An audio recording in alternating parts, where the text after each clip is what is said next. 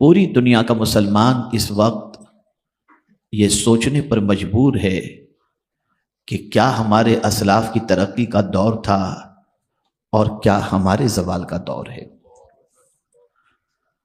ہمارے اسلاف کہاں تھے اور ہم کہاں ہیں،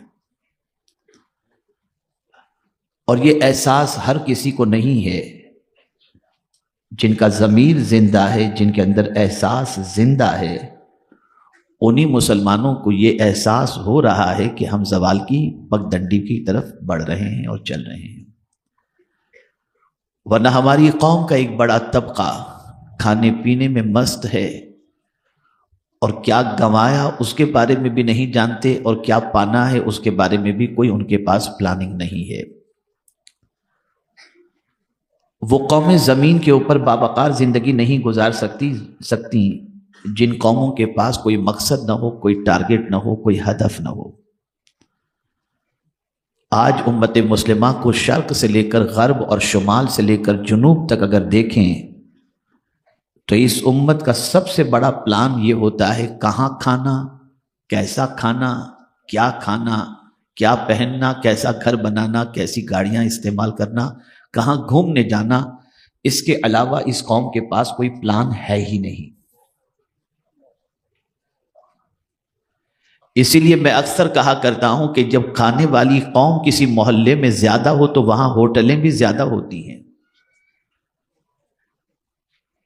اور شاید ہی میں سمجھتا ہوں کہ چکن اور مٹن کی ویرائٹیز جتنی دنیا میں سب جگہ پائی جاتی ہیں، وہ تنہا مسلم محلے کے اندر ہر قسم کی ویرائٹی آپ کو مل جائے گی۔ اس لیے کہ یہ قوم کھانے کی اتنی شوقین ہے کہ رات 3 بجے تک اور 4 بجے تک کھاتی رہتی ہے۔ مجھے حیرت ہوتی ہے وہ قوم جو دنیا کو چلنا سکھانے کے لیے آئی، راستہ دکھانے کے لیے آئی، امام بن کر کے آئی، وہ قوم اب مقتدی بننے کے بھی لائق نہیں رہ گئی۔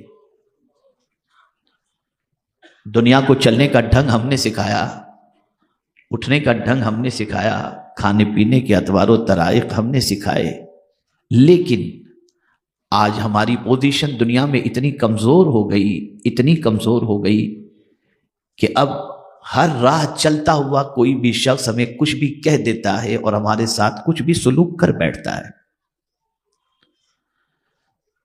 اس سے پہلے شاید کہ میں نے بتایا ہو، آج پھر میں بتا دیتا ہوں تاکہ اپنے اندر جو چیز کی کمی ہے اس کمی کا احساس ہم محسوس کر سکیں اور اس کمی کا ازالہ کر سکیں۔ ایک دیہات کا رہنے والا شخص ایک شہر کے اندر آتا ہے۔ جب اس شہر میں پہنچتا ہے تو اس شہر کے اندر جیسے یہ اسٹیڈیم ٹائپ کا علاقہ ہے، میدان لگ رہا ہے، یہاں پر باقاعدہ جو ہے وہ بیٹھنے کا معقول انتظام، اور سب میچ جس طریقے سے بیٹھ کر گیلری میں دیکھتے ہیں اس طریقے سے پورا سیٹ اپ کیا ہوا ہے۔ تو ایسے ہی کسی علاقے کے اندر فٹ بال کا گیم چل رہا تھا، اور دونوں ٹیمیں بال کو لات مار رہی تھی۔ اور فٹ بال یہ ایسا کھیل ہے کہ اس میں گیند کو، بال کو دونوں ٹیمیں لات مارتی رہتی ہیں، دونوں ٹیمیں۔ دیہات سے آیا ہوا ایک شخص جب یہ منظر دیکھتا ہے، یہ کھیل دیکھتا ہے، تو اسے سمجھ میں نہیں آ رہا تھا کہ یہ کھیل ہے یا کیا ہے، تو اس نے برجستہ ایک بوڑھے چاچا دور بیٹھے ہوئے تھے، ان سے پوچھتا ہے کہ بابا یہ بتائیے یہ بال کا قصور کیا ہے کہ سب لات مار رہے ہیں؟ توجہ چاہوں گا، یہ گیند، یہ بال کا قصور کیا ہے کہ اس کو سب لات مار رہے ہیں؟ انہوں نے جواب دیا، یہ بال اندر سے خالی ہے، اس لیے اس کو سب لات مار رہے ہیں۔ اگر یہ اندر سے بھرا ہوا ہوتا تو کوئی اسے لات نہ مارتا۔ اے مسلمانوں، اگر تم لوگوں کی لاتوں میں آ رہے ہو تو سمجھ لو کہ اندر سے بالکل خالی ہو چکے ہو۔ جب اندر ایمان پختہ ہو، اللہ پر یقین پختہ ہو، رسول اعظم کی محبت کا چراغ جل رہا ہو، تو پھر دنیا کی کوئی طاقت آنکھ دکھانے کی ہمت نہیں کر سکتی۔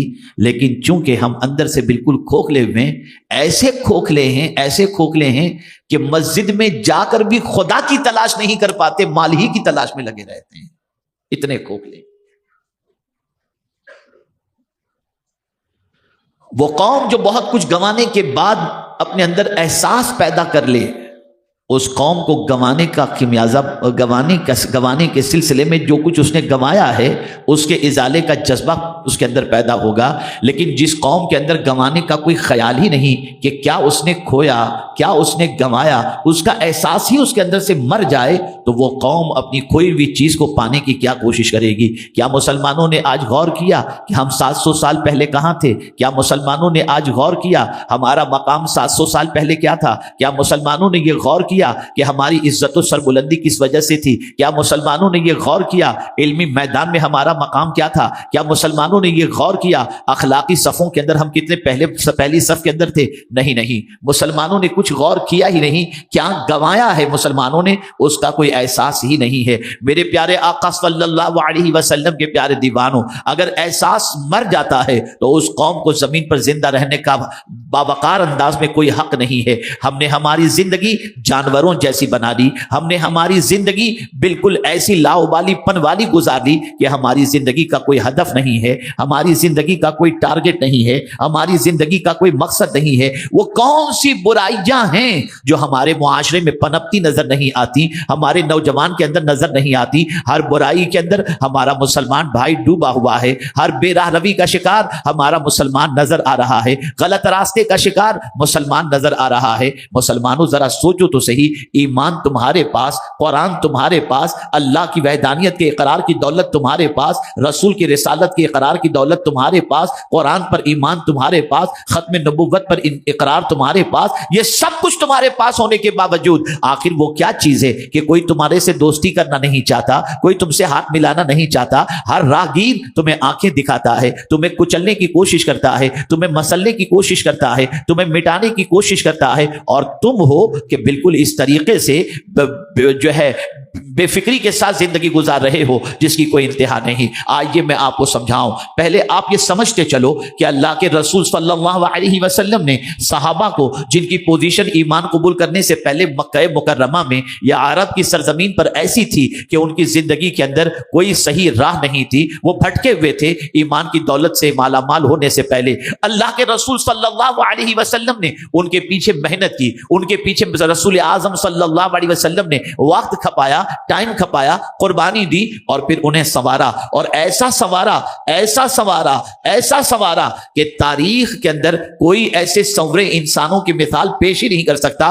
دنیا کی بڑے سے بڑی یونیورسٹی سائنسداں تو پیدا کر سکتی ہے، لیکن صدیق اکبر کا ثانی پیدا نہیں کر سکتی، فاروق اعظم کا ثانی پیدا نہیں کر سکتی، عثمان غنی کا ثانی پیدا نہیں کر سکتی، مولا علی کا ثانی پیدا نہیں کر سکتی۔ ایسے حضور نے انسان تراشے، اس طریقے کے انسان بنائے، ایسے انسانوں کو تیار کیا پیغمبر رحمت صلی اللہ علیہ وسلم نے۔ لیکن ہم دیکھتے ہیں اللہ اکبر، ان تراشے ہوئے لوگوں کو دیکھنے کے بعد خدا یاد آ جاتا، ان تراشے ہوئے لوگوں کو دیکھنے کے بعد اعلیٰ قدریں سمجھ میں آتی، ان تراشے ہوئے اللہ عز و جل کے بندوں کو دیکھنے کے بعد زندگی میں تڑپ پیدا ہوتی۔ لیکن آج کی پوزیشن یہ ہے کہ مسلمان کو دیکھ کر کوئی مسلمان اس طریقے کی زندگی گزارنا پسند نہیں کرتا۔ بدلو اپنی سوچ کو، بدلو اپنے افکار و نظریات کو، بدلو اپنے خیالات کو۔ آؤ میں تمہیں ماضی کی سیر کراؤں۔ صحابہ کی جماعت اپنی جماعت ہے، بڑی جماعت ہے، تابعین کی جماعت بڑی جماعت ہے، اولیاء کرام کی جماعت بڑی جماعت ہے، اہل بیت کی جماعت بڑی جماعت ہے۔ لیکن آئیے ماضی قریب کی طرف میں آپ کو لے کر کے چلوں۔ اللہ اکبر، ہمارے ماضی قریب کے عظیم بزرگ حضور حافظ ملت رحمت اللہ تعالی علیہ، اللہ اکبر، ایک ایک لمحے کی قدر کرنے والی ذات کا نام ہے وہ حافظ ملت علیہ رحمہ، جن کے اخلاص سے بھری ہوئی قربانیوں کی بنیاد پر آج وہاں سے نکلنے والے طلبہ آج دنیا میں کہیں بھی پہنچ جائیں، مصباحی لکھا ہوا دیکھنے کے بعد ایوان باطل میں زلزلہ پیدا ہو جاتا ہے کہ یہ وہ مصطفیٰ جان رحمت کا شعر ہے کہ اب آ گیا ہے، اس کے ساتھ علمی مقابلہ مشکل ہو جائے گا۔ آخر حافظ ملت علیہ رحمہ نے کیا کیا تھا؟ توجہ چاہوں گا اگر یہ بات ذہن میں بیٹھ جائے۔ وہ لوگ جو بہت آرام پسند ہیں، وہ لوگ جو اپنی زندگی کو بہت آرام سے گزارنا چاہتے ہیں، لمبی نیندوں کے عادی ہیں اور اپنی جوانی کو سونے میں خرچ کرتے ہیں، اپنی راتوں کو گنواتے ہیں، اپنی زندگی کو گنواتے ہیں، جانتے ہیں حضور حافظ ملت علیہ رحمہ نے کیا فرمایا؟ آرام کرنے والوں کو ایک جملہ عطا فرمایا، پیغام عطا فرمایا، فرمایا زمین کے اوپر آرام حرام ہے۔ توجہ چاہوں گا، زمین کے اوپر آرام حرام ہے، اور جس کو آرام کا شوق ہو وہ قبر میں چلا جائے، وہاں کوئی کام ہے ہی نہیں۔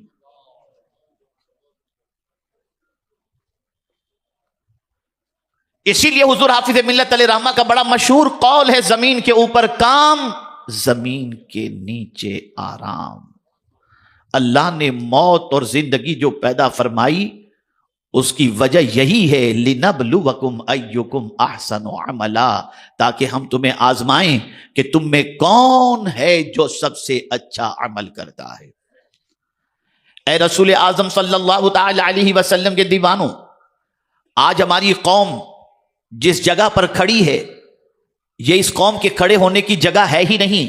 یہ قوم ہر بلند جگہ پر ہونی چاہیے تھی، یہ قوم ہر کامیابی کی کرسی پر بیٹھی ہوئی ہونی چاہیے تھی، یہ قوم ترقی میں سب سے آگے نظر آنی چاہیے تھی، یہ قوم علم کے اندر سب سے آگے نظر آنی چاہیے تھی، یہ قوم اخلاق میں سب سے آگے نظر آنی چاہیے تھی، یہ قوم سب سے زیادہ تجارت میں آگے نظر آنی چاہیے تھی، لیکن یہ قوم آج سب سے زیادہ پیچھے ہو گئی۔ اب میں آپ کو سمجھاتا ہوا چلوں کہ ہمارے پیچھے رہنے کی وجہ کیا ہے، ہمارے زوال کی وجہ کیا ہے، ہماری تباہی کی وجہ کیا ہے، ہماری بربادی کی وجہ کیا ہے۔ وہ کیا چیز اللہ والوں کے پاس تھی اور اسلاف کے پاس تھی جس کی وجہ سے وہ کامیاب تھے، اور ہمارے پاس وہ کون سی چیز نہیں ہے جس کی وجہ سے ہم پریشان ہیں اور پشیمان ہیں۔ تو آئیے میں آپ کو بتاؤں میرے پیارے آقا صلی اللہ تعالی علیہ وسلم کے پیارے دیوانوں، پہلی چیز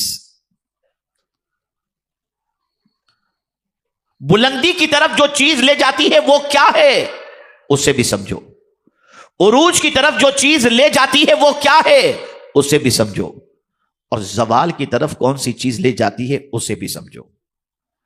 اللہ کے رسول صلی اللہ علیہ وسلم نے ارشاد فرمایا، ان اللہ یرفع بہذا الکتاب اقواما ویضع بہ آخرین، او کما قال۔ اللہ کے رسول صلی اللہ علیہ وسلم ارشاد فرماتے ہیں یہ کتاب یعنی قرآن یہ ایک قوم کو بلندی کی طرف لے کر کے جائے گی۔ کس قوم کو؟ جو اس قرآن کے ڈائریکشن کو فالو کرے گا، یہ قرآن اسے عروج کی طرف لے کر کے چلا جائے گا، اور جو قرآن کے ڈائریکشن کو فالو نہیں کرے گا اس قوم کو وہ زوال کی طرف لے جائے گا۔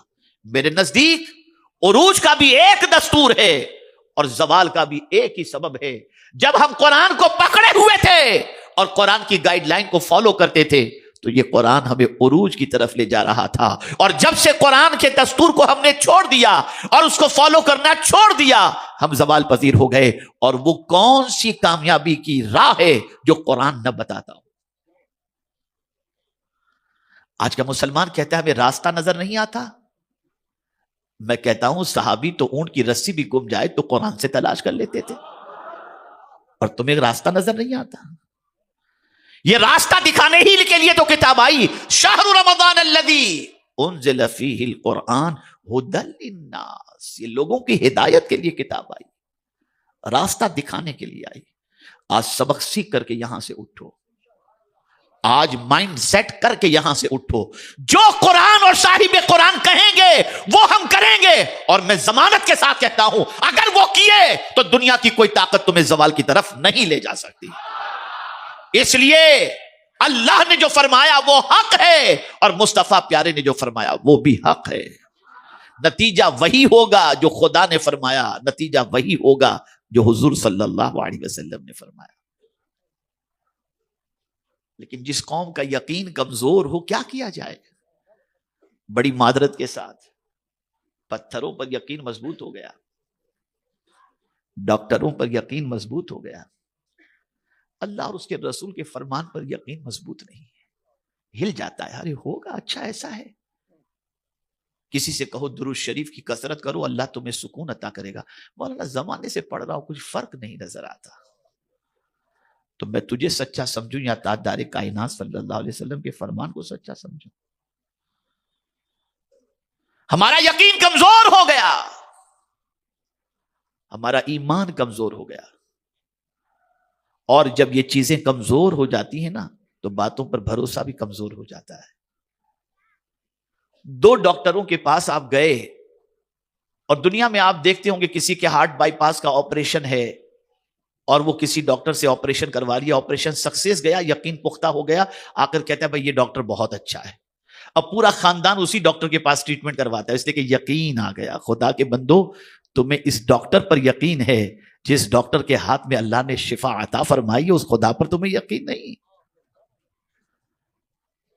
اپنے رب سے یقین مضبوط کر لو، اپنے پیارے آقا صلی اللہ علیہ وسلم پر یقین مضبوط کر لو۔ تو پہلی چیز جو آج آپ کو ذہن کے اندر محفوظ رکھنی ہے وہ یہ ہے، عروج بھی اللہ نے قرآن کے اندر رکھا ہے اور زوال بھی اللہ نے قرآن کی وجہ سے رکھا ہے۔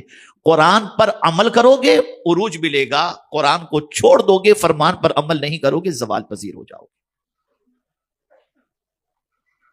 اب آج میں قرآن کی وہ باتیں آپ کے سامنے کرنا چاہوں گا اور میں آپ کے ضمیر کو تھوڑا سا جگانا چاہوں گا، اور چاہوں گا کہ ہمارے نوجوان فٹ پاتھیے بننے کی بجائے، روڈ پتی بننے کی بجائے کچھ اچھے مسلمان بن جائیں۔ اور میں اسے قرآن سے سمجھاؤں گا، اگر آپ نے قرآن کے اس ڈائریکشن کو فالو کر لیا تو آپ کی آئیڈینٹی ایک الگ ٹائپ کی ہوگی، اور پھر رب قدیر جل جلالہ کامیابی آپ کے قدموں سے باندھ دے گا انشاءاللہ۔ ہماری قوم کی سچویشن دیکھیں، رات 2 بجے کسی مسلم محلے سے گزرے تو 5-6 نوجوان تو بائک پر آپ کو ملیں گے یا اوٹے پر گیم کھیلتے ہوئے بیٹھے ہوئے بھنکس کرتے ہوئے ملیں گے، یہ آپ کو نظر آئے گا۔ غیر ضروری کاموں میں مصروف رہنے والے بھی رات کو 4 بجے آپ کو آن لائن ملیں گے، اور بہت سارے مسلمان آپ کو ایسے بھی ملیں گے جن کو اپنا ٹائم خرچ کرنے کے اندر وہ بیچارے پریشان ہیں کہ ہم ٹائم کہاں خرچ کریں، اور ٹائم ویسٹ کرتے ہوئے ملیں گے۔ بس آج میں تھوڑا سا اس کو 2 چیزوں کو آج آپ کو سمجھنا ہے۔ پہلی چیز تو آپ نے سمجھ لی کہ قرآن کے ڈائریکشن کو فالو کرو گے تو کامیاب ہو جاؤ گے، اور قرآن پر عمل نہیں کرو گے تو زوال پذیر ہو جاؤ گے۔